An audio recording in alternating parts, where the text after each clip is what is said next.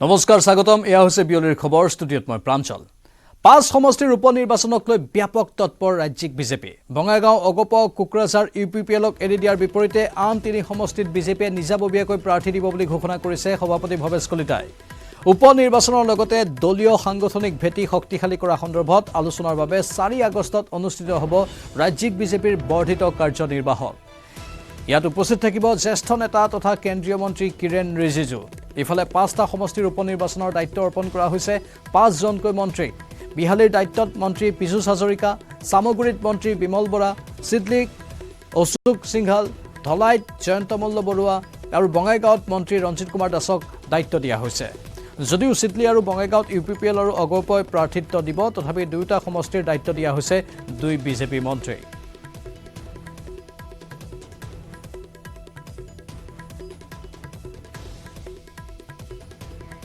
এই উপনিৰ্বাচনৰ খবৰ আমি জনাইছো উপনিৰ্বাচনক লৈ ভাৰতীয় জনতা পাৰ্টি লগতে মিত্ৰদল তৎপৰ হৈ পৰিছে 5 সমষ্টিৰ উপনিৰ্বাচনক লৈ ব্যাপক তৎপৰ ৰাজ্যিক বিজেপি বঙাইগাঁও অগপ আৰু ইফালে কুকৰাঝাৰ ইউপিপিএলক এৰি দিয়াৰ বিপৰীতে আন 3 সমষ্টিত বিজেপিয়ে নিজাববীয়াকৈ প্ৰাৰ্থী দিব বুলি ঘোষণা কৰিছে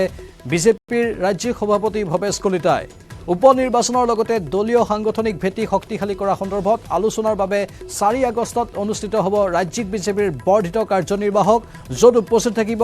জ্যেষ্ঠ নেতা তথা কেন্দ্ৰীয় মন্ত্ৰী কিৰেণ ৰিজিজু আনফালে 5টা সমষ্টিৰ উপনিৰ্বাচনৰ দায়িত্ব অৰ্পণ কৰা হৈছে 5 জনকৈ মন্ত্ৰীক বিহালীৰ দায়িত্বত মন্ত্ৰী পীযুষ হাজৰিকা সামগুৰিত মন্ত্ৰী বিমল বৰা সিডলিত অশোক সিংহাল ধলাইত জয়ন্ত মল্ল বৰুৱা আৰু বঙাইগাঁৱত মন্ত্ৰী ৰঞ্জিত কুমাৰ দাসক দায়িত্ব অৰ্পণ কৰা হৈছে অৱশ্যে সিডলি আৰু বঙাইগাঁৱত যেহেতু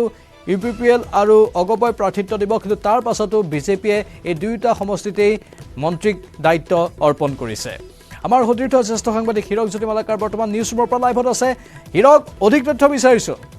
অশোক যে ছেপ্টেম্বৰ মাহত যেহেতু উপনিৰ্বাচন অনুষ্ঠিত হ'ব 5 যেহেতু সমষ্টিত উপনিৰ্বাচন অনুষ্ঠিত হ'ব তাৰ বাবে ইতিমধ্যে তৎপৰতা আৰম্ভ কৰিছে বিজেপি আৰু বিজেপিয়ে শেহতীয়াভাৱে যেহেতু কিছুদিন পূৰ্বে যিহেতু তেওঁলোকৰ প্ৰভাৰী নিয়োগ কৰিছিল বা তেওঁলোকৰ সভাপভাৰী নিয়োগ কৰিছিল সেই সমষ্টিকেইটাত আৰু এতিয়া যেহেতু বিজেপিয়ে 5 মন্ত্ৰীক এই যেহেতু উপনিৰ্বাচনৰ বাবে দায়িত্ব দিছে আৰু বিশেষকৈ যেহেতু যি 5টা সমষ্টিত 3টাত বিজেপিয়ে খেলাৰ বিপৰীতে এটা সমষ্টিত বঙাইগাঁও সমষ্টিত যেহেতু অগপ আৰু সিডলি সমষ্টি ইউপিপিএলক এৰি দিছে আৰু সেই দুটা সমষ্টিতো বিজেপিয়ে ইতিমধ্যে যেহেতু মন্ত্ৰীসকলক দায়িত্ব প্ৰদান কৰিছে সেই অনুসৰি যে চাব যায় আপুনি বিহালী সমষ্টিত পীযুষ হাজৰিকাক দায়িত্ব দিয়া হৈছে ঠিক একেদৰে সামগুৰি সমষ্টিত দায়িত্ব দিয়া হৈছে বিমল বৰাক সিডলিত অশোক সিংহালক দায়িত্ব দিয়া হৈছে আৰু ধলাই সমষ্টিত জয়ন্ত মল্ল বৰুৱা বঙাইগাঁও সমষ্টিত যেহেতু ৰঞ্জিত কুমাৰ দাসক মন্ত্ৰী ৰঞ্জিত কুমাৰ দাসক দায়িত্ব দিয়া হৈছে আৰু ইয়াৰ উপৰি যেহেতু যিখন 4 তাৰিখে কাৰ্যনিৰ্বাহ হ'ব সেই কাৰ্যনিৰ্বাহত যি উপনিৰ্বাচন সেই উপনিৰ্বাচন সম্পৰ্কত আলোচনা কৰা হ'ব য'ত কেন্দ্ৰীয় মন্ত্ৰী কিৰেণ ৰিজিজু উপস্থিত থাকিব আৰু তাতে যেহেতু সেই উপনিৰ্বাচনত আচলতে কেনেদৰে ৰণনীতি প্ৰস্তুত কৰি তেনেকৈ আগবাঢ়িব ছেপ্টেম্বৰ মাহৰ উপনিৰ্বাচনৰ বাবে আৰু লগতে উপনিৰ্বাচনৰ প্ৰাৰ্থী কোন হ'ব সেই বিষয়েও এই 3 সমষ্টিৰ প্ৰাৰ্থী কোন হ'ব বিজেপি সেই বিষয়ে আলোচনা কৰা হ'ব আৰু বিশেষকৈ ক'ব বিচাৰিম যে এই যি 4 তাৰিখৰ যিখন কাৰ্যনিৰ্বাহ আছিলে বিভিন্ন কাৰণত অৰ্থাৎ ৰাজ্যত বান পৰিস্থিতিৰ জটিলতাৰ ৰূপ ধাৰণ কৰিছিল আৰু ধাৰণ কৰাৰ বাবে এই কাৰ্যনিৰ্বাহখন পিছুৱাই দিয়া হৈছিলে আৰু সেই অনুসৰি 4 আগষ্টত এই কাৰ্যনিৰ্বাহখন শংকৰদেৱ কলাক্ষেত্ৰত হ'ব তাতে বিতংকৈ যি উপনিৰ্বাচন সেই উপনিৰ্বাচন সম্পৰ্কত আলোচনা কৰা হয় আৰু আপুনি চাব যায় বিজেপিয়ে যিকোনো নিৰ্বাচন সহজভাৱে ল'ব নিবিচাৰে সেইটোৱে হৈছে পঞ্চায়ত নিৰ্বাচনেই হওক বা লোকসভা নিৰ্বাচনেই হওক বা বিধানসভা নিৰ্বাচনেই হওক যিকোনো নিৰ্বাচন সহজভাৱে ল'ব নিবিচাৰে আৰু সেই অনুসৰি যিটো উপনিৰ্বাচন 5 যি সমষ্টি উপনিৰ্বাচন সেই উপনিৰ্বাচনত তেওঁলোকে 5টা সমষ্টি জয়লাভৰ লক্ষ্য লৈছে আৰু তাৰে উদ্দেশ্যে তেওঁলোকে বিভিন্ন ধৰণে প্ৰস্তুত হোৱা এই মুহূৰ্তত দেখিবলৈ পোৱা গৈছে ঠিক একেদৰে যি সময়ত আচলতে প্ৰাৰ্থী নিৰ্বাচন কৰাৰ বাবে তেওঁলোকে কেইবাজনো বিধায়কক দায়িত্ব দিছিলে ঠিক একেদৰে আজি তেওঁলোকে যি মন্ত্ৰী 5জন মন্ত্ৰীক ইয়াৰ দায়িত্ব দিয়া হৈছে আৰু মই পুনৰ সেই কথা ক'ব বিচাৰিম যে যি 5জন মন্ত্ৰীক দায়িত্ব দিয়া হৈছে বিহালী সমষ্টিত মন্ত্ৰী পীযুষ হাজৰিকাক দায়িত্ব দিয়া হৈছে সামগুৰি সমষ্টিত বিমল বৰাক দায়িত্ব দিয়া হৈছে সিডলি সমষ্টিত অশোক সিংহালক দায়িত্ব দিয়া হৈছে ধলাই সমষ্টিত জয়ন্ত মল্ল বৰুৱাক দায়িত্ব দিয়া হৈছে আৰু বঙাইগাঁও সমষ্টিত যিহেতু ৰঞ্জিত কুমাৰ দাসক দায়িত্ব দিয়া হৈছে যদিও দুটা সমষ্টিত অগপ আৰু ইউপিপিএলে প্ৰতিদ্বন্দ্বিতা কৰিব কিন্তু সেই দুটা সমষ্টিতো বিজেপিয়ে তেওঁলোকৰ মন্ত্ৰীসকলক দায়িত্ব দিছে যাতে নিৰ্বাচনটো সুকলমে পৰিচালনা কৰিব পাৰে বা নিৰ্বাচন তেওঁলোকে লৈ যাব পাৰে আৰু মুঠৰ ওপৰত ক'ব পাৰি যে বিজেপি যি উপনিৰ্বাচন সেই উপনিৰ্বাচনৰ বাবে ইতিমধ্যে তৎপৰতা আৰম্ভ হৈছে আৰু তেওঁলোকে সম্পূৰ্ণ প্ৰস্তুতি বুলি এক কথা প্ৰকাশ কৰিছে ধন্যবাদ জনাইছো এইখিনি তথ্যৰ বাবে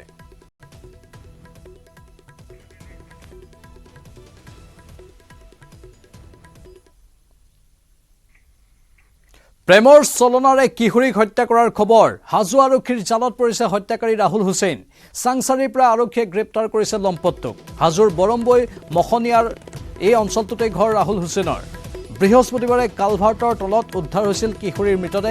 মৃতদেহৰ কাষত উদ্ধাৰ হৈছিল কিশোৰীগৰাকীৰ চেণ্ডেল আৰু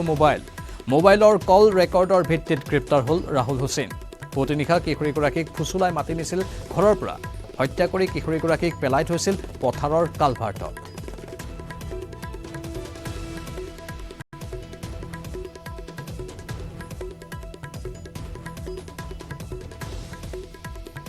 আমি ন্যায় বিচাৰিছো তাক ফাঁসি দিবা লাগে দুখী শাস্তি দি ফাঁসি দিবা লাগে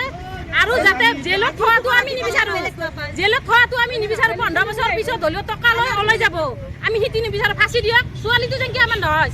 তেওঁক যাতে নহয় আমি হিতিয়ে বিচাৰিছো ৰাইজে আৰু কি লগত কথা পাতিলে আপোনালোকে আমি কথা পাতিছো আৰক্ষী কৈছে আমি তাৰ মানে তাতে লৈ যাম তেওঁক কেনেকৈ মাৰছি কেনেকৈ কি কৰিছি দেখুৱাই যদি দেই আমাক আমি আপোনালোকৰ সহায় লৈ পেলাই তেওঁক মানে হেৰি দিম তেখেতে স্বীকাৰ কৰিছে নেকি হত্যা কৰা বুলি স্বীকাৰ কৰা নাই যে ভাৰতৰ পৰা অনলাইনত তাইৰ লগত আছে সেইটো স্বীকাৰ কৰিছে বংগকন্যা মমতা বেনাৰ্জীৰ বিৰুদ্ধে ৰুষ্ট বাংলাদেশৰ শ্বেখ হাছিনাৰ চৰকাৰ মমতাৰ বিৰুদ্ধে ঢাকাৰ ভাৰতীয় দূতাবাসৰ বিষয়াক লিখিত অভিযোগ দাখিল কৰিলে বাংলাদেশৰ বিদেশ মন্ত্ৰালয়ে বাংলাদেশৰ আভ্যন্তৰীণ বিষয়ত পশ্চিমবংগৰ মুখ্যমন্ত্ৰী মমতা বেনাৰ্জীয়ে হস্তক্ষেপ কৰাৰ অভিযোগ দেশখনৰ বিদেশ মন্ত্ৰালয়ৰ উল্লেখযোগ্য যে বাংলাদেশৰ সাম্প্ৰতিক পৰিস্থিতিক লৈ বিতৰ্কিত মন্তব্য কৰিছিল মমতাই সংৰক্ষণ বিৰোধী সংঘৰ্ষত মৃত্যু হোৱা ছাত্ৰক লৈ মমতা বেনাৰ্জীৰ মন্তব্যৰ বিৰোধিতা কৰিছে বাংলাদেশৰ বিদেশ মন্ত্ৰালয়ে শেহতীয়া অচলাৱস্থাৰ মাজত শাসকীয় পক্ষৰ সমৰ্থক তথা আৱামী লীগৰ ছাত্ৰ সংগঠন ছাত্ৰলীগৰ লগতে কেইবাজনো আৰক্ষী আৰু বাংলাদেশ বৰ্ডাৰ গাৰ্ডৰ কেডাৰৰ মৃত্যু হোৱাৰ তথ্য উল্লেখেৰে মমতা বেনাৰ্জীৰ ভাষ্যক গৰিহণা বাংলাদেশৰ বিদেশ মন্ত্ৰালয়ৰ যুদ্ধ বিধ্বস্ত বাংলাদেশৰ পৰা আৰক্ষী আৰু সেনাৰ ভয়ত পলাই অহা প্ৰতিজন লোকক পশ্চিমবংগত আশ্ৰয় দিয়া হ'ব বুলি মমতা বেনাৰ্জীয়ে কৰা ঘোষণাৰো বিৰোধিতাৰে মুখৰ হৈছে বাংলাদেশৰ শ্বেখ হাছিনা চৰকাৰ ঢাকাৰ ভাৰতীয় দূতাবাসৰ জৰিয়তে বিষয়টো ভাৰত চৰকাৰৰ সংশ্লিষ্ট পক্ষৰ দৃষ্টিগোচৰ কৰাৰ চেষ্টা বাংলাদেশ চৰকাৰৰ আনফালে বাংলাদেশৰ সংঘৰ্ষক লৈ পশ্চিমবংগৰ মুখ্যমন্ত্ৰী মমতাই কিছুদিন পূৰ্বে যি মন্তব্য দিছিল সেই মন্তব্যও আমি শুনাম বাংলাদেশে নিয়ে যদি আপনাদের কোনো পরিবার থাকে পরিজন থাকে কেউ পড়াশোনা করতে যান কেউ চিকিৎসা করতে এসে ফিরতে না পারেন যদি কোনো সহযোগিতার দরকার হয় আমি বাংলাদেশ নিয়ে কোনো কথা বলতে পারি না কারণ ওটা একটা আলাদা দেশ যা বলার ইন্ডিয়া গভর্নমেন্ট বলবে আমি বলতে পারি না কিন্তু আমি এটুকু বলতে পারি অসহায় মানুষ যদি বাংলায় দরজা খটখটানি করে আমরা তাদের আশ্রয় নিশ্চয়ই দেব তার কারণ এটা ইউনাইটেড নেশনসের একটা রেজুলেশন আছে কেউ যদি রিফিউজি হয়ে যায় তাকে পার্শ্ববর্তী এলাকা তাকে সম্মান জানাবে সংৰক্ষণক লৈ বাংলাদেশ উচ্চতম ন্যায়ালয়ে ঐতিহাসিক ৰায় দিয়াৰ পাছতো বাংলাদেশত কমানাই আন্দোলন এতিয়াও দেশজুৰি চলি আছে প্ৰতিবাদ প্ৰতিৰোধ অব্যাহত আছে সংঘৰ্ষ এতিয়ালৈকে সংঘৰ্ষত প্ৰাণ হেৰুৱাইছে 200ৰো অধিক লোকে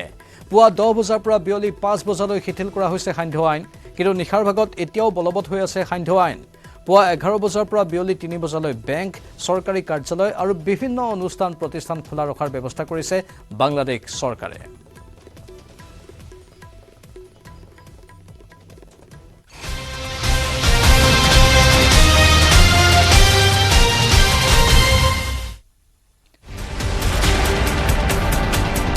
ধৰ্ষণ কৰাটো একে চিৰসত্য কথা কাৰণ তেওঁ গোটেই কাপোৰ কানি চবতে তেজ লাগি আছে আমি কিমান সুৰক্ষিত আজি মোৰ ঘৰত মই আৰু মোৰ মানুহজন আজি ৰাতি যে মই ভালকে শুব পাৰিম সেইটো মোক কোনো গেৰাণ্টি নাই আৰক্ষী বাদ দিয়ক আৰক্ষীয়ে একো কৰিবলৈ নোৱাৰে স্প্ৰে মাৰিছিলে সেই মানুহজনী গৈ লৈ পেলাই তাত আমাৰ ঢিং থানাত গৈ লৈ পেলাই এফআইআৰ লিখিব ধৰিছিলে মানুহজনীক উভতাই পঠিয়াই দিছে তেতিয়া আমি কিমান সুৰক্ষিত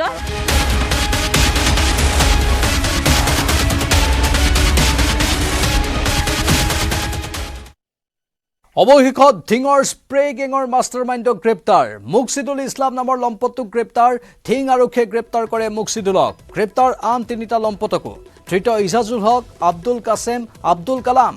বৰ্তমানেও পলাতক শহীদুল ইছলাম আৰু জহিৰুল ইছলাম। বিগত 3 মাহে ঢিঙত সন্ত্ৰাস চলাইছিল স্প্ৰে গেঙে। নগাঁৱৰ ঢিঙত সংঘটিত ডকাইতি আৰু নাৰী নিৰ্যাতনৰ এই ঘটনাই ৰাজ্যজুৰি তীব্ৰ প্ৰতিক্ৰিয়াৰ সৃষ্টি কৰিছে। দুদিন পূৰ্বে নিশা ঢিঙৰ এঘৰত লুটপাট চলাই ডকাইতৰ দলে এগৰাকী মহিলাক ধৰ্ষণ কৰে। সংজ্ঞানাশক স্প্ৰে কৰি বৃদ্ধাগৰাকীক অচেতন কৰি প্ৰথমে ডকাইতৰ দলটোৱে লুটপাট চলায় আৰু তাৰ পিছতে অচেতন অৱস্থাত 60 ঊৰ্ধৰ মহিলাক দলবদ্ধ ধৰ্ষণ কৰে। বৰ্তমান গুৱাহাটী চিকিৎসা মহাবিদ্যালয় হস্পিটেলত জীৱন মৃত্যুৰে যুঁজি আছে ভুক্তভোগী বৃদ্ধাগৰাকীয়ে। এই ঘটনা পোহৰলৈ অহাৰ পাছতে ঢিঙৰ ডকাইতৰ দলটোৱে কেইবাটাও এনে জঘন্য ঘটনা সংঘটিত কৰাৰ অভিযোগ উঠিছে। বিশেষকৈ ডকাইতৰ দলটোৱে অকলশৰীয়া নাৰীক টাৰ্গেট কৰি আহিছে। সংজ্ঞানাশক স্প্ৰে বা অন্য কিবা প্ৰক্ৰিয়াৰে মহিলাসকলক অচেতন কৰে। সেয়া অৱশ্যে এতিয়াও নিশ্চিত হোৱা নাই কি সামগ্ৰী কি কেমিকেল ব্যৱহাৰ কৰে। সেই সন্দৰ্ভত আৰক্ষীয়ে সোধপোছো চলাই আছে, যিকেইটাক ইতিমধ্যে কৰায়ত্ব কৰা হৈছে। মূলতঃ অকলশৰীয়া মহিলাক অচেতন কৰি প্ৰথমে লুটপাট চলোৱাৰ পাছত ডকাইতৰ দলটোৱে নিৰ্লজ্জভাৱে সংজ্ঞাহীন মহিলাক যৌন নিৰ্যাতন চলায়। তাৰ মাজতে কেইবাগৰাকী মহিলা বলৎকাৰৰ বলি হৈছে। শেহতীয়াকৈ 60 বছৰীয়া মহিলাগৰাকী বলৎকাৰৰ বলি হৈ সংকটজনক অৱস্থাত চিকিৎসাধীন হোৱাৰ পাছতহে এনেদৰে নিৰ্যাতনৰ বলি হোৱা বহু মহিলাই মুখ খুলিছে। লক্ষণীয়ভাৱে একে সময়তে পোহৰলৈ আহিছে আন এক চাঞ্চল্যকৰ তথ্য। যৌন নিৰ্যাতনৰ বলি হোৱা বহু মহিলাই আৰক্ষীক গোচৰ দিবলৈ গৈও বিমুখ হৈ ঘূৰি আহিছিল। এনেদৰে কোনোবাই যদি মুখলজ্জাৰ বাবে এনে কথা প্ৰকাশ কৰা নাছিল, আন কোনোবাই আৰক্ষীৰ ব্যৱহাৰৰ বাবে পুনৰ মুখ খোলাৰ সাহস কৰা নাছিল। ঢিঙৰ ঘটনাই ৰাজ্যজুৰি প্ৰতিক্ৰিয়াৰ সৃষ্টি কৰাৰ পাছতহে আৰক্ষী তৎপৰ হ'ল। ঢিঙৰ কেইবাখনো গাঁৱত বিগত কেইবা মাহত 20 ঘৰতকৈ অধিক বাসগৃহত দলটোৱে ডকাইতি কৰাৰ লগতে মহিলাক নিৰ্যাতন চলাই আহিছিল। অধিকাংশৰ ঘৰতে লুটপাটৰ পিছত যুৱতী মহিলাক নিৰ্যাতনৰ অভিযোগ উত্থাপন হৈছে। একেটা নিশাই সংঘটিত হৈছে 2টাকৈ পৰিয়ালক লুটপাট। ডকাইতে বিষাক্ত স্প্ৰে ব্যৱহাৰ কৰাৰ ফলত গুৰুতৰভাৱে অসুস্থ হয় 5জনকৈ লোক। ঢিং আৰক্ষীৰ কাষ চাপিছিল ভুক্তভোগী কেইবাটাও পৰিয়াল, কিন্তু কেৱল মাত্ৰ 4টা গোচৰহে ৰুজু হ'ল, বাকী কেইগৰাকীক উভতাই পঠিয়ালে। ইতিমধ্যে ঢিং আৰক্ষীয়ে এই সমগ্ৰ ঘটনাৰ মাষ্টাৰ মাইণ্ডক কৰায়ত্ব কৰিবলৈ সক্ষম হৈছে পলমকৈ হ'লেও। কৰাটো একে চিৰসত্য কথা, কাৰণ মহিলা হিচাপে গম পাওঁ যে এইটো কিবা এটা কৰিব লাগিব। ঘৰৰ সা সামগ্ৰী ঘৰৰ সা সামগ্ৰী মানে গোটেই লণ্ডভণ্ড হৈ আছে, গোটেই বস্তু লৈ গৈছে। তাৰমানে সম্পত্তি যিমান আছিল চব লৈ গৈছে।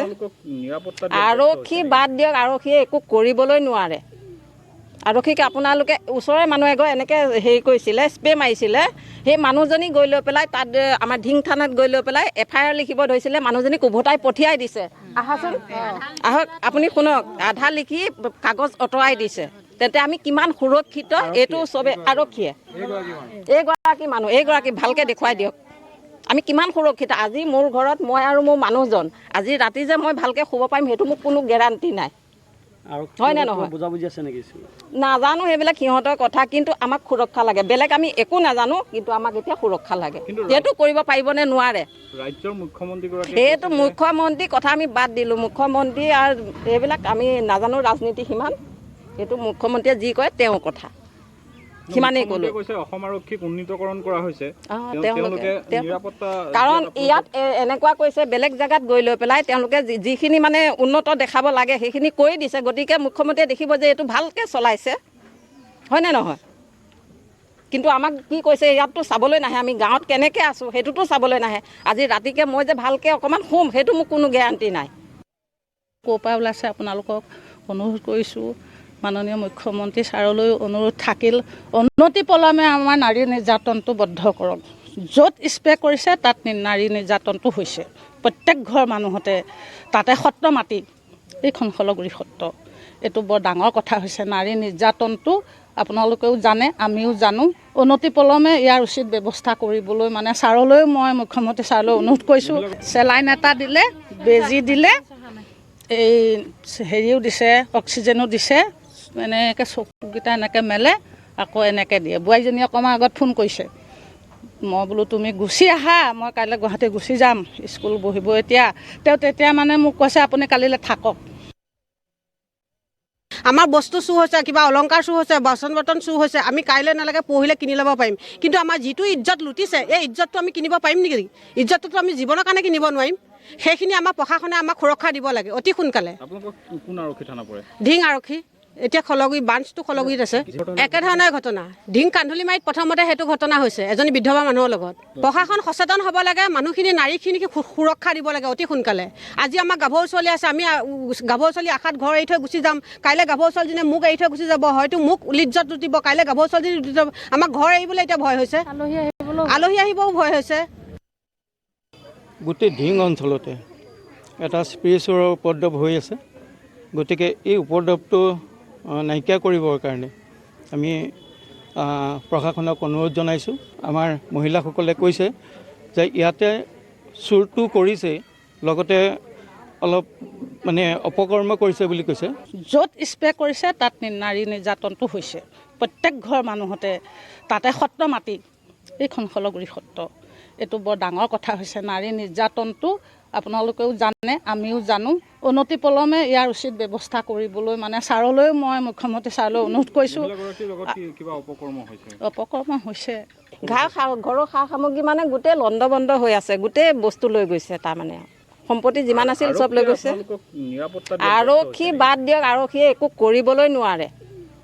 আৰক্ষীক আপোনালোকে ওচৰৰে মানুহ এগৰাকী এনেকৈ হেৰি কৰিছিলে স্প্ৰে মাৰিছিলে সেই মানুহজনী গৈ লৈ পেলাই তাত আমাৰ ঢিং থানাত গৈ লৈ পেলাই FIR লিখিব ধৰিছিলে মানুহজনীক উভতাই পঠিয়াই দিছে তেন্তে আমি কিমান সুৰক্ষিত এইটো চবে আৰক্ষীয়ে আমি 4জন ব্যক্তি ইতিমধ্যে এৰেষ্ট কৰা হৈছে তেওঁলোকৰ পৰা ৰিকভাৰীও কৰা হৈছে স্প্ৰেও আমি পাইছোঁ কিন্তু এতিয়া তেওঁলোকেতো জেলতে আছে মই আজিও ৰাতিপুৱাই খবৰ কৰিছোঁ যেতিয়া খবৰটো পালোঁ যে জেলতে আছে কিন্তু এতিয়া হয়তো নতুন গেং কোনোবা ফৰ্ম কৰিব পাৰে তাৰ কাৰণে আমি আকৌ নতুনকৈ তদন্ত কৰিব লাগিব যি তিনিজনক ধৰিছিলে তেওঁলোকৰ স্বীকাৰোক্তি কিবা পাইছিল নেকি যে আচলতে বাহিৰৰ পৰা ধৰা হৈছে আৰু এজন ব্যক্তি ইয়াত জড়িত আছে মই আৰু এজন ব্যক্তি জড়িত আছে এইটো কেছত আমি এজনক ধৰিব পৰা নাই তেওঁ ইয়াৰে নহয় ৰূপহীহাটৰ হয় গতিকে তেওঁক ধৰিলে আৰু যদি কিবা তেওঁৰ লগত আৰু কিবা নতুন গেং আছে তেতিয়া আমি গম পাম আপোনালোকে যিকেইজন ব্যক্তি ধৰিছিলে যিকেইজন চুৰ সন্দেহ কৰি আপোনালোকে কৰায়ত্ব কৰিছিলে সেইকেইজন কিন্তু ঢিঙৰ দাঁতি কাষৰীয়া অঞ্চলৰ নহয় জুৰিয়াৰ হয় মই এইমাত্ৰ ক'লোঁ আপোনাক যে যিজন মেইন কিংপিং আছিলে ইয়াৰে গোটেই বস্তুটো যিটো মানে গেছটো বনায় সেইজন ৰূপহীহাটৰ হয় গতিকে ইয়াতে আহি পেলাই কৰা তাত নকৰিব পাৰে হয়তো ঢিঙত আহি পেলাই কৰিছে গতিকে সেইজন ধৰিব পাৰিলে আৰু যদি কিবা গেং আছে আমি গম পাম খলগুৰিত যিটো ঘটনা হৈছে নিচেই কাষতে এটা আউটপোষ্ট আছে তাৰপিছতো পেট্ৰলিঙৰ ব্যৱস্থা নাথাকে নেকি যিদিনাখন কালি ঘটনা হৈছে ৰাতি 3টা বজালৈকে আমাৰ পেট্ৰলিঙো আছিলে VDP মানুহে পেট্ৰলিঙো পাইছে আৰু VDP মানুহে এইটোৱে তথ্য দিছিলে যে গুলজাৰ হুছেইন যিজন আমি কালি উঠাই আনিছোঁ তেওঁ ৰাতি 3:30 বজাত তাতে সন্দেহজনক অৱস্থাত ঘূৰি ফুৰা দেখা পাইছে গতিকে VDPয়ে ইনফৰ্মেশ্যনতে আমি গুলজাৰ হুছেইনক আইডেণ্টিফাই কৰিবলৈ সক্ষম হৈছোঁ নহ'লে যিজন মহিলা ভুক্তভোগী তেওঁ আমাক তথ্য একো দিব পৰা নাই কাৰণ তেওঁ নিজে অসুস্থ হৈ আছে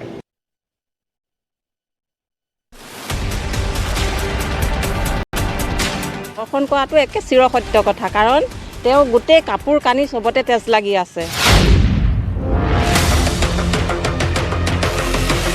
আমি কিমান সুৰক্ষিত আজি মোৰ ঘৰত মই আৰু মোৰ মানুহজন আজি ৰাতি যে মই ভালকৈ শুব পাৰিম সেইটো মোক কোনো গেৰাণ্টি নাই আৰক্ষী বাদ দিয়ক আৰক্ষীয়ে একো কৰিবলৈ নোৱাৰে স্প্ৰে মাৰিছিলে সেই মানুহজনী গৈ লৈ পেলাই তাত আমাৰ ঢিং থানাত গৈ লৈ পেলাই FIR লিখিব ধৰিছিলে মানুহজনীক উভতাই পঠিয়াই দিছে তেন্তে আমি কিমান সুৰক্ষিত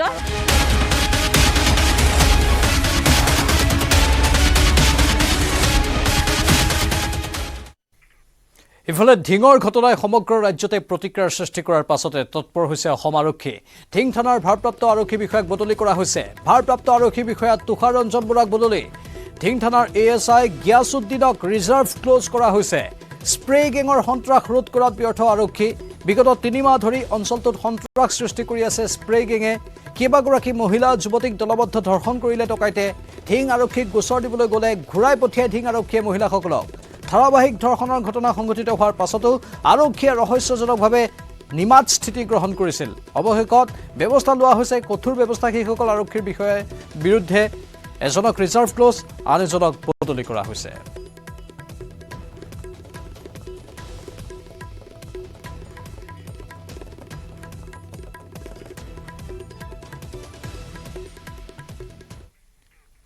এইবাৰ চিপাঝাৰৰ কুৰুৱাত বনৰীয়া মহৰ সন্ত্ৰাস এফালৰ পৰা বনৰীয়া মহে নষ্ট কৰিছে শালি ধানৰ খেতি জাক জাক বনৰীয়া মহৰ উপদ্ৰৱত দিক বিদিক হেৰুৱাইছে অঞ্চলটোৰ ৰাইজে বনৰীয়া মহসমূহ খেদি অভয়াৰণ্যত থবলৈ চৰকাৰৰ ওচৰত দাবী জনাইছে ৰাইজে কুৰুৱা আঞ্চলিক বন বিভাগে বনৰীয়া মহকেইটা ধৰি নিয়াৰ কোনো ব্যৱস্থা গ্ৰহণ নকৰাত ক্ষোভিত হৈ পৰিছে কুৰুৱাবাসী কুৰুৱা অঞ্চলৰ বিশেষকৈ মাছ কুৰুৱাৰ বমন দলা খাটা পথাৰত মহে তহিলং কৰি পেলাইছে শাওনমহীয়া খেতিপথাৰ যাৰ বাবে এতিয়া মূৰে কপালে হাত দিছে কৃষক ৰাইজে কষ্ট কৰি খেতি কৰোঁ কিন্তু আমি এই বনৰীয়া মহৰ পৰা একো কৰিব নোৱাৰোঁ আমি আজি 5-6 বছৰ ধৰি তাৰমানে আমাৰ এয়ে হৈ আছে আমি এই বন বিভাগক আমি জনাওঁ কিন্তু তেখেতসকলে হেমাহি কৰি আছে তেখেতসকলে আমাক মানে কোনো সঁহাৰি দিয়া নাই কালি আহিছিলে কালি আহি কিনে ৰাস্তাৰ পৰা গুচি গৈছে চাই কিনে গুচি গৈছে আমি ইমান কষ্ট কৰি ইমান টকা পইচা ভাঙি এই খেতি কৰিছোঁ কিন্তু আমি কোনো ফল নাপাওঁ আমি লাষ্ট টাইমত যাই হাজিৰা ঘৰে ঘৰে হাজিৰা কৰি খাব লগা হয় খেতিৰ ভাত নাপাওঁ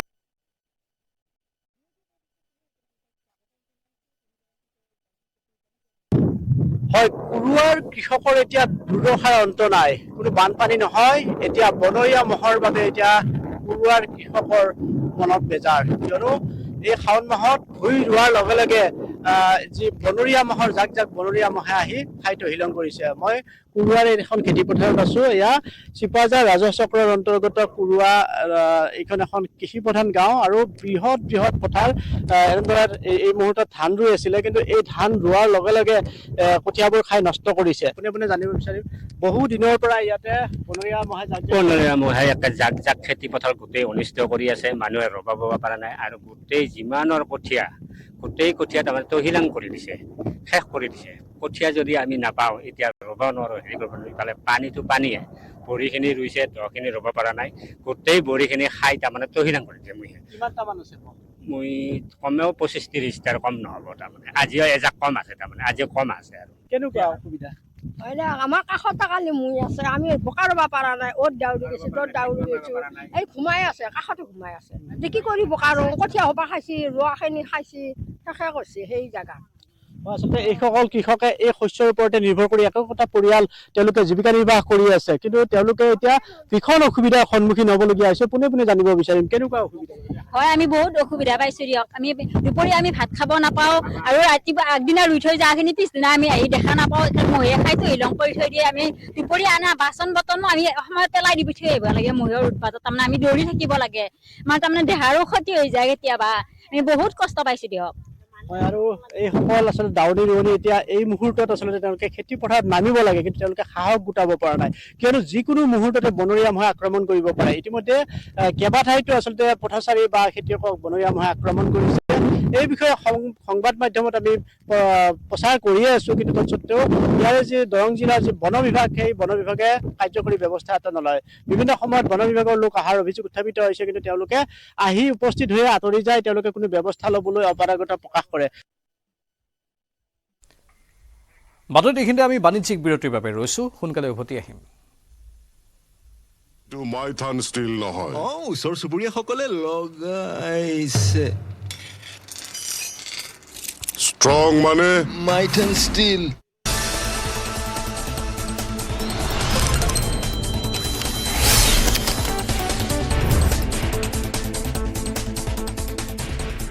এইটো মাইথান ষ্টীল নহয় ওচৰ চুবুৰীয়াসকলে লগাইছে ষ্ট্ৰং মানে মাইথান ষ্টীল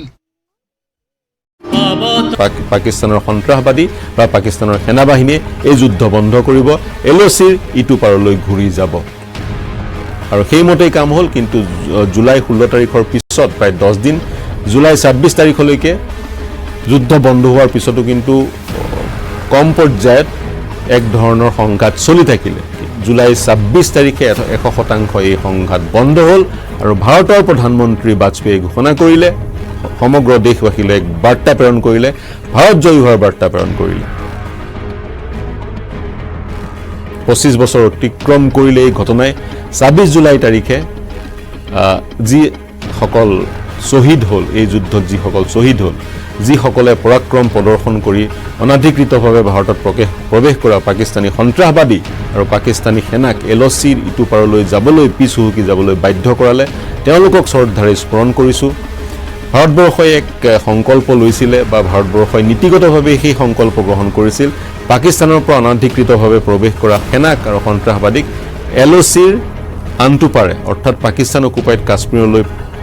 পলায়ন কৰিবলৈ বাধ্য কৰিব কিন্তু ভাৰতীয় সেনাই লাইন অফ কণ্ট্ৰোল উলংঘা নকৰে ভাৰতীয় সেনাই কোনোপধ্যেই লাইন অফ কণ্ট্ৰোলৰ ইটো পাৰলৈ যাবলৈ চেষ্টা নকৰে বা লাইন অফ কণ্ট্ৰোলৰ ইটো পাৰৰ কোনো ভূমি দখল কৰিবলৈ চেষ্টা নকৰে সেয়া নীতিগত এক সিদ্ধান্ত আছিল বাজপেয়ী চৰকাৰৰ আৰু সেই সিদ্ধান্ত মৰ্মেই ভাৰতীয় সেনাই লাইন অফ কণ্ট্ৰোলৰ ইপাৰে এটা খোজো নিদিলে এই যি কাৰ্গিলৰ যুদ্ধৰ সন্দৰ্ভত বহু গ্ৰন্থ ৰচনা হৈছে এই গ্ৰন্থখনত বিতংকৈ সবিস্তাৰে এই বিষয়সমূহ আলোচনা কৰা হৈছে ভাৰতবৰ্ষৰ সেনা বিষয়াসকলেও এই যুদ্ধখনৰ সন্দৰ্ভত বহু যি কিতাপ ইতিমধ্যে লিখি থৈ গৈছে পাকিস্তানৰ সেনাৰ সেই সময়ত সেই যুদ্ধৰ সৈতে জড়িত হোৱা সেনা বিষয়াসকলেও বিভিন্ন গ্ৰন্থ লিখিছে আৰু পাকিস্তানৰ একাধিক সেনা বিষয়াই নিজৰ গ্ৰন্থত এই যি কাৰ্গিলৰ যি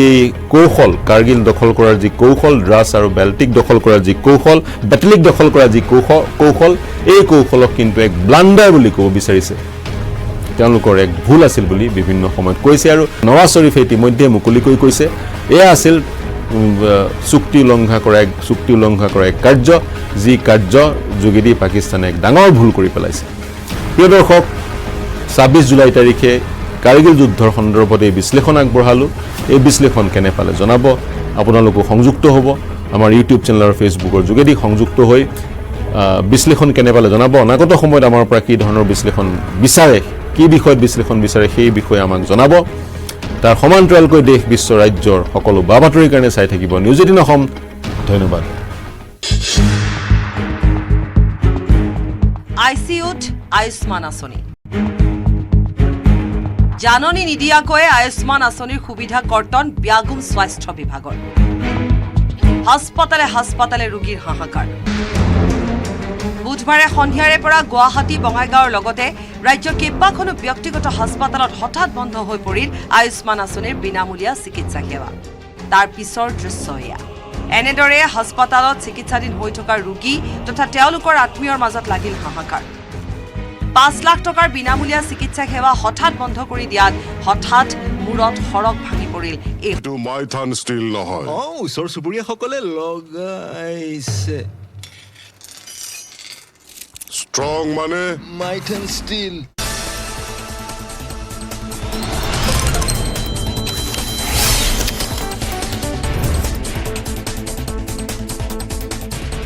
হেডলাইন্স আগবঢ়াইছে ৰয়েল গ্লোবেল ইউনিভাৰ্চিটি পঢ়িব অসম বাঢ়িব অসম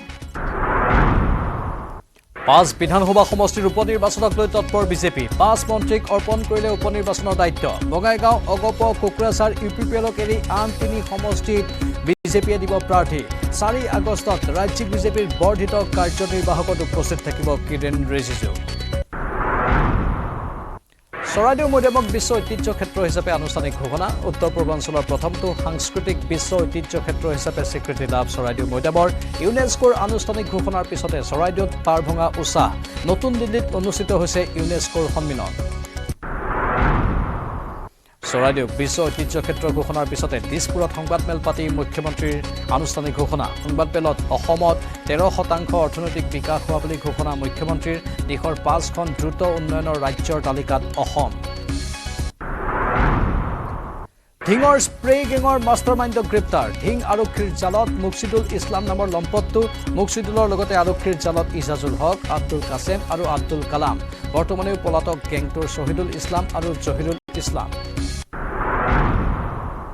ধিংবাসী ৰাইজ আৰু স্থানীয় দল সংগঠনৰ তীব্ৰ প্ৰতিবাদৰ পিছতে ধিং আৰক্ষী থানাৰ ভাৰপ্ৰাপ্ত বিষয়া তুষাৰ ৰঞ্জন বৰাক বদলি থানাখনৰ ESI গিয়াছুদ্দিনক ৰিজাৰ্ভ ক্ল'জ বিগত 3 মাহ ধৰি অঞ্চলটোত চলি থকা স্প্ৰে গেঙৰ সন্ত্ৰাস ৰোধত ব্যৰ্থ ধিং আৰক্ষী হৰিশ দ্বিবেদীক অসম বিজেপিৰ প্ৰভাৰী নিযুক্তি বিজেপিৰ ৰাষ্ট্ৰীয় সভাপতি JP নাড্ডাই বৃহস্পতিবাৰে ঘোষণা কৰিলে 6খন ৰাজ্যৰ প্ৰভাৰী ত্ৰিপুৰা বিজেপিৰ নতুন প্ৰভাৰী শিলচৰৰ ভূতপূৰ্ব সাংসদ ডক্টৰ ৰাজদীপ ৰায় অসম ত্ৰিপুৰাসহ নতুনকৈ প্ৰভাৰী নিযুক্তি দিয়া হৈছে চণ্ডীগড় লক্ষাদ্বীপ ৰাজস্থান আৰু তামিলনাডুত আজিৰে পৰা পেৰিছ অলিম্পিক 11 আগষ্ট পৰ্যন্ত 19 দিন ধৰি পেৰিছত চলিব বিশ্ব ক্ৰীড়াৰ সৰ্ববৃহৎ এই মহোৎসৱ বিশ্বৰ 256 দেশৰ 10,500 খেলুৱৈয়ে যুঁজিব পেৰিছৰ সুদৃশ্য 35খন ষ্টেডিয়ামত টকিঅ' অলিম্পিকত ব্ৰঞ্জৰ পদক লাভ কৰা লাভলিনাক লৈ আশাবাদী দেশবাসী ব্ৰহ্মপুত্ৰতে সংগীতজ্ঞ ৰমেন বৰুৱা সন্ধানহীন হোৱা বুলি পৰোক্ষভাৱে স্বীকাৰ কৰিলে স্বয়ং মুখ্যমন্ত্ৰী হিমন্ত বিশ্ব শৰ্মাই ৰমেন বৰুৱাই ব্ৰহ্মপুত্ৰলৈ নামি যোৱাৰ প্ৰমাণ আছে কিন্তু উভতি অহাৰ প্ৰমাণ নাই নদীলৈ গৈ উভতি নহাটো নিয়তিৰ পৰিহাস বুলি মন্তব্য মুখ্যমন্ত্ৰীৰ প্ৰথমবাৰৰ বাবে ষ্টেডিয়ামৰ বিপৰীতে নদী চহৰৰ মাজমজিয়াত হ'ব উদ্বোধনী অনুষ্ঠান অলিম্পিকৰ চেইনে নদী বক্ষৰে নাৱেৰে খেলুৱৈক কঢ়িয়াই নিয়া হ'ব ভাৰতীয় দলৰ পতাকা ল'ব দুবাৰৰ অলিম্পিক পদক জয়ী চাটলাৰ পি ভি সিন্ধু আৰু 5বাৰৰ অলিম্পিয়ান পেটলাৰ শৰৎ কমলে দেশজুৰি উদযাপন 25 বছৰীয়া কাৰ্গিল বিজয় দিৱস 1999 চনৰ আজিৰ দিনটোতে ভাৰতীয় সেনাই জয় কৰিছিল কাৰ্গিল যুদ্ধ পাক সেনাক পৰাভূত কৰি ভাৰতীয় সেনাই উদ্ধাৰ কৰিছিল কাৰ্গিল অসমতো উদযাপন কাৰ্গিল দিৱস হেডলাইন্স আগবঢ়াইছে ৰয়েল গ্লোবেল ইউনিভাৰ্চিটি পঢ়িব অসম বাঢ়িব অসম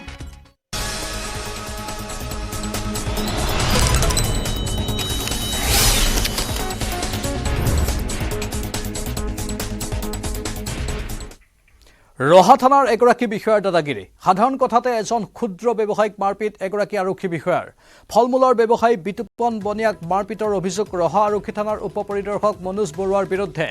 বৃহস্পতিবাৰে সন্ধিয়া ৰহা নতুন চাৰিআলিত সংঘটিত হৈছিল চাঞ্চল্যকৰ ঘটনাটো সন্ধিয়া অসামৰিক পোছাকত আহি বিতুপন বনিয়াৰ ফলমূলৰ দোকানৰ সন্মুখত বাইক ৰাখিছিল আৰক্ষী বিষয়া মনোজ বৰুৱাই গ্ৰাহক অহা যোৱা কৰাত অসুবিধা হোৱাৰ বাবে আৰক্ষী বিষয়াগৰাকীক দোকানৰ সন্মুখৰ পৰা বাইকখন আঁতৰাবলৈ কৈছিল বিতুপন বনিয়াই এই সাধাৰণ কথাতে খৰ্গহস্ত হৈ ক্ষুদ্ৰ ব্যৱসায়ী বনিয়াক মাৰপিট কৰি উপ পৰিদৰ্শক মনোজ বৰুৱাই এক হাহাকাৰ অৱস্থাৰ সৃষ্টি কৰে আৰক্ষী বিষয়াজনৰ প্ৰহাৰত আঘাতপ্ৰাপ্ত হৈ চিকিৎসালয়লৈ যাব লগা হয় ভুক্তভোগী বিতুপন বনিয়া ৰহা থানাৰ আৰক্ষী বিষয়াৰ এনে কাণ্ডত এতিয়া অঞ্চলজুৰি সৃষ্টি হৈছে তীব্ৰ প্ৰতিক্ৰিয়াৰ মই মোৰ ৰহা নতুন চাৰিআলি মোৰ ফলমূলৰ দোকান আছে যোৱাকালি মোৰ দোকানৰ সন্মুখত এজন ব্যক্তি আহি পেলাই বাইকখন এনেকৈ থৈছিলে সন্ধিয়া টাইমত হয় মই বাইকখন তেওঁক ক'লোঁ বাইকখন মোৰ বোলো দোকানৰ গ্ৰাহক আহিবলৈ অসুবিধা হৈছে বাইকখন ছাইড কৰি দিয়ক তেওঁ বাইকখন ছাইড নকৰিলে ছাইড নকৰি পেলাই মই পুনৰবাৰ তেওঁক আকৌ ক'লোঁ বোলো দা বাইকখন আপুনি ছাইড কৰি দিয়ক বোলো মোৰ কাষ্টমাৰ আহিব অসুবিধা হ'ব তেওঁ বাইকখন ছাইড নকৰিলে এনেই হেণ্ডেলডাল এনেকৈ আপোনাৰ বেকা কৰি দিলে মই তেখেতে মোক কৈছে তাৰপিছত তই কোন মোক চিনি পাইছিলে মই কৈছোঁ আপোনাক মই চিনি পোৱা নাই আপুনি বোলো যোনেই নহওক বোলো সেইখিনি কথাই মোক ক'লোঁ বেলেগ একো নাই তাৰপিছত ফোন কৰি পেলাই থানাৰ মানুহে এয়া পুলিচৰ গাড়ী আহিছে পুলিচৰ গাড়ী লৈ পেলাই মোক আপোনাৰ লৈ গৈছে থানালৈ লৈ আহিছে থানালৈ একো সোধপোছ নাই তাত মোক এয়া চৰ দিছে বহুত মাৰিছে এইফালে মানে প্ৰায় 17-18 চৰ মোক মাৰিছে আৰু মই ৰাতি শুব পৰা নাই বৌয়ে কাণৰ পৰা তেজ ওলাই আহিছে এয়া মনোজ বৰুৱা ৰহা আৰক্ষী থানাৰ হয় বুলি মই গম পাইছোঁ পিছত মই প্ৰথমবাৰ গম পোৱা নাছিলোঁ বাৰু বাইকখন ৰখোৱা মানুহজন হয় পথৰ কাষত দোকানতে এজন ল'ৰাক যিটো আৰক্ষীৰ যিটো গুণ্ডামি আচলতে তেওঁ গাড়ীখন থৈছে তেওঁৰ লগত ভুল বুজাবুজি হোৱাটো স্বাভাৱিক বাৰু সেইটোত আমি ভুল ধৰা নাই কিন্তু তেওঁক বেলেগ প্ৰক্ৰিয়া আৰু সেই সৰু ল'ৰাটোকতো তেওঁ নিৰাময় কৰিব পাৰিলে দিয়া আৰক্ষী হাতত তেনেকুৱা শাসন আছে কিন্তু গুণ্ডামি কৰিতো ল'ৰাটোক আনি মাৰপিট কৰাৰ তেওঁতো অধিকাৰ নাই আৰু তেওঁৰ গাৰ্জেন আছে গাৰ্জেনক চঞ্জাই দিব লাগিছিল আচলতে এইটো আৰক্ষীৰ এইটো মনোজ বৰাই মই আৰু দুটা আগত পাইছোঁ তেনেকুৱাকৈ অলপ গুণ্ডামি কৰে মানুহক মিছবিহেভ কৰে এই মিছবিহেভৰ পৰা মানে তেওঁক মানে যিকোনো মানুহক কৰিলে যে তেওঁ ৰক্ষা পাব এইটো নহয় আৰু মই আৰক্ষী প্ৰশাসন আমাৰ যিটো জিলাৰ এছ পি আমাৰ ছাৰকো আমি অনুৰোধ জনাইছোঁ এনেধৰণৰ ব্যক্তিক আপোনালোকে লেকাম লগাব লাগে আপোনালোকৰ এইটোৱে আছে যে জনহিতৰ কাৰণে আৰক্ষী বিষয়া যে জনসাধাৰণৰ কাৰণে সেৱা কৰিব লাগে কিন্তু জনসাধাৰণৰ কাৰণে এজন পথত দোকান দিয়া এজন ল'ৰাক তেনেকৈ ধৰি আনি মাৰপিট কৰা তেনেকুৱা নজিৰ আছে আৰু যিটো তেওঁক মাৰিছে তাক কাণত তেওঁ এতিয়া আমি কাণত দি তেজ ওলাইছে আৰু বিভিন্ন ধৰণৰ সোধা যায় আৰক্ষীয়ে তেনেকৈ মাৰে নেকি ৰাজ্য চৰকাৰৰ নিযুক্তি সমাৰোহ শ্ৰীমন্ত শংকৰদেৱ কলাক্ষেত্ৰত অনুষ্ঠিত হৈছে নিযুক্তি সমাৰোহ ৰাজ্য চৰকাৰৰ কেইবাটাও বিভাগত নিযুক্তিপ্ৰাপ্ত লোকসকলক আজি নিযুক্তি পত্ৰ প্ৰদান কৰে আজি 465 জন প্ৰাৰ্থীক নিযুক্তি পত্ৰ বিতৰণ কৰে মুখ্যমন্ত্ৰীয়ে ইয়াৰ ভিতৰত শক্তি বিভাগত 306 জনক আৰু কেইবাটাও বিভাগত প্ৰদান কৰা হয় নিযুক্তি ইয়াকে লৈ ৰাজ্য চৰকাৰে ৯৭,৯৭০ গৰাকী প্ৰাৰ্থীক চাকৰি প্ৰদান কৰাৰ কথা ঘোষণা কৰে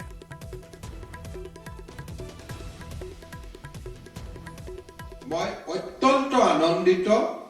যে ৯৭,৫০৫ গৰাকী ব্যক্তিক এই মুহূৰ্তলৈকে আমি অসম চৰকাৰক চৰকাৰী চাকৰি দিব পাৰিলোঁ। ২০২১ চনত ৪,৭৭৯ গৰাকী, ২০২২ চনত ৩৫,১৩০ গৰাকী, ২০২৩ বৰ্ষত ৫৫,৫৯০ গৰাকী আৰু এই বছৰত এতিয়ালৈকে ২০০৩ গৰাকী। অৰ্থাৎ আজিলৈকে আমি ৯৭,৫০৫টা নিযুক্তি আমি খুব স্বচ্ছতাৰে সৈতে দিবলৈ সক্ষম হ'লোঁ। আজি আমি এই স্বচ্ছতাৰ ইতিহাসক আৰু এখোপ আগুৱাই লৈ গৈ আমি নতুনকৈ ৪৬৫ গৰাকী প্ৰাৰ্থীক আমি নিযুক্তি পত্ৰ প্ৰদান কৰিবলৈ ইয়াত সমবেত হৈছোঁ। ইয়াৰ ভিতৰত আমাৰ APDCL-ত ২২০ গৰাকী কনিষ্ঠ প্ৰবন্ধক আৰু AEGCL-ত ৮৬ গৰাকী কনিষ্ঠ প্ৰবন্ধকে আদি কৰি ৩০৬ গৰাকী কনিষ্ঠ প্ৰবন্ধকক আজি আমি নিযুক্তি পত্ৰ প্ৰদান কৰিছোঁ। ৰাজ্যৰ ইঞ্জিনিয়াৰিং কলেজত আজি আমি ৫৯ গৰাকী প্ৰাৰ্থীক নিযুক্তি দিছোঁ। আজি ৰাতিপুৱা আদালতত এই নিযুক্তি স্থগিত কৰিবৰ বাবে আবেদন দিয়া হৈছিল, কিন্তু স্বচ্ছতাৰ আমি কতো কম্প্ৰমাইজ নকৰাৰ কাৰণে আমাৰ বিৰুদ্ধে আদালতে ৰায়দান নিদিয়াৰ ফলতে আজি আমি সেই ৫৯ গৰাকী প্ৰাৰ্থীকো আমি ইয়াতে নিযুক্তি দিব পাৰিছোঁ। বাতৰি এইখিনিতে সময় হৈছে বাণিজ্যিক বিৰতিৰ। এইটো মাইথান ষ্টীল নহয়। ওচৰ চুবুৰীয়াসকলে লগাইছে। ষ্ট্ৰং মানে মাইথান ষ্টীল।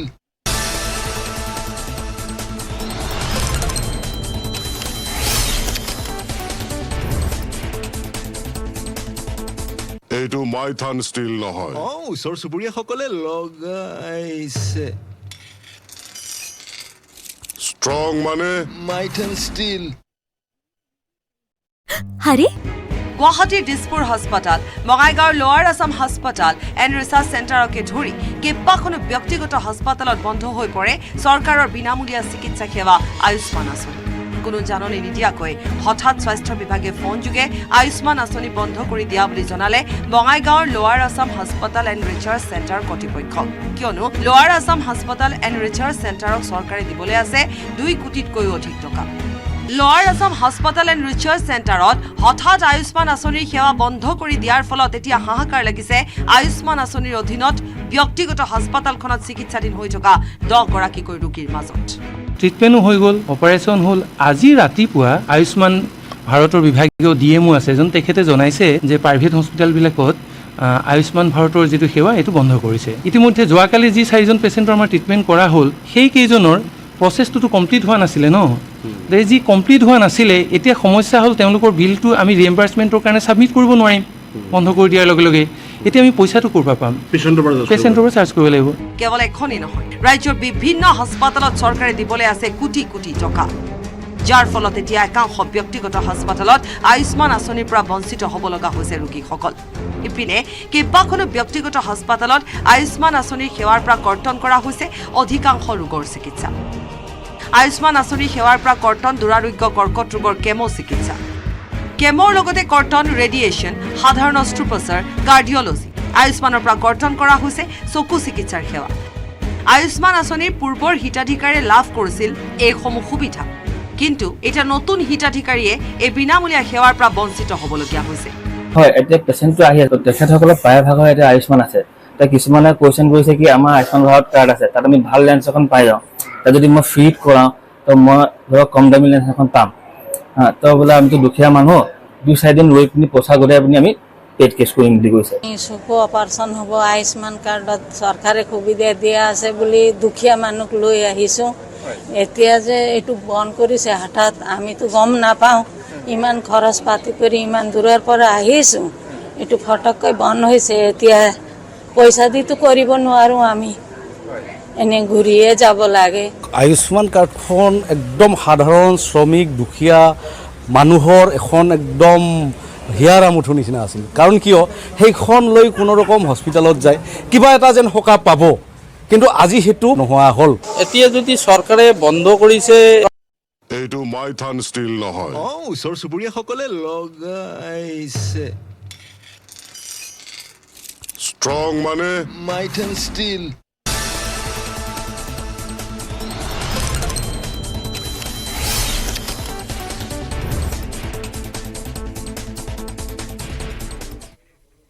ৰাইজৰ দলত যোগদান দুই প্ৰাক্তন বিজেপি নেতাৰ ৰাইজৰ দলত যোগ দিলে প্ৰাক্তন বিজেপি নেতা ভৱেন মোহন আৰু যুধিষ্ঠিৰ গগৈয়ে অখিল গগৈৰ উপস্থিতিত মাছখোৱা সাংস্কৃতিক প্ৰকল্পত অনুষ্ঠিত হয় ৰাইজৰ দলৰ এই বৃহৎ যোগদান কাৰ্যসূচী বিজেপি অগপকে ধৰি অন্য দলৰ প্ৰায় 2 শতাধিক নেতাকৰ্মীয়ে যোগ দিলে ৰাইজৰ দলত যোগদান শিৱসাগৰ জিলা বিজেপিৰ প্ৰাক্তন সভাপতি ভৱেন মোহন শদিয়া জিলা বিজেপিৰ প্ৰাক্তন সভাপতি যুধিষ্ঠিৰ গগৈ বিজেপিৰ ৰাজ্যিক কাৰ্যনিৰ্বাহক সদস্য গোপাল কাকতি বিজেপি যুৱ মৰ্চা শিৱসাগৰ জিলাৰ প্ৰাক্তন সভাপতি প্ৰমোদ গগৈ আন্তঃৰাষ্ট্ৰীয় খেলুৱৈ মাধৱ জ্যোতি দেউৰীকে ধৰি কেইবাগৰাকীও ব্যক্তিৰ 26ৰ নিৰ্বাচনৰ পূৰ্বে দলীয় ভেটি শক্তিশালী কৰাৰ লক্ষ্য ৰাইজৰ দলৰ এইটো খুব ভাল খবৰ যে যিদিনা অসমলৈ খুব ভাল খবৰ আহিছে যে চৰাইদেউক বিশ্ব ঐতিহ্য ক্ষেত্ৰ কৰিছে সেইদিনাই আমি দেখিছোঁ যে উজনি অসমৰ কেইবাজনো গুৰুত্বপূৰ্ণ আহোম জনগোষ্ঠীয় নেতাই আজি আমাৰ দলত যোগদান কৰিছে ডক্টৰ ভৱেন মোহন আৰু যুধিষ্ঠিৰ গগৈ তেখেতসকলে আমাৰ দলত যোগদান কৰাটো এই সময়ত আমাৰ দলটোৰ কাৰণে অত্যন্ত গুৰুত্বপূৰ্ণ কথা তাৰোপৰি যোগদান কৰিছে মানৱ অধিকাৰ সংগ্ৰাম সমিতিৰ প্ৰাক্তন সচিব প্ৰধান প্ৰদীপ বুঢ়াগোহাঁই মাধৱজ্যোতি দেউৰী তেখেত আন্তঃৰাষ্ট্ৰীয় খেলুৱৈ প্ৰবীণ খেলুৱৈ প্ৰাক্তন শিক্ষক আৰু সাংবাদিক তাৰপিছত যোগদান কৰিছে বীৰ লাচিত সেনাৰ শিৱসাগৰ জিলাৰ প্ৰাক্তন সাংগঠনিক সম্পাদক তেখেতে যোগদান কৰিছে আৰু যোগদান কৰিছে সনাতনী বীৰ হিন্দু সেনাৰ বৰপেটা জিলাৰ সকলো সভাপতিকে ধৰি সকলো নেতৃবৰ্গ আৰু